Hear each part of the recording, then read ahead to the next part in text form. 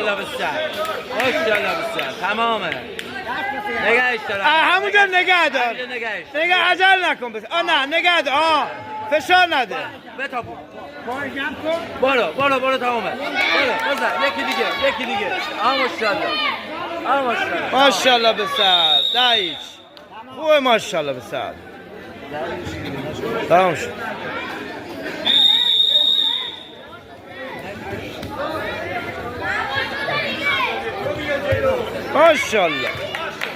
ماشاءالله بسر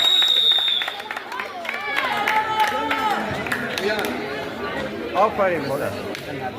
کشتی فینال مسابقات جام رمضان در شهرستان بابل گتا. برنده وزن 38 کیلوگرم آقای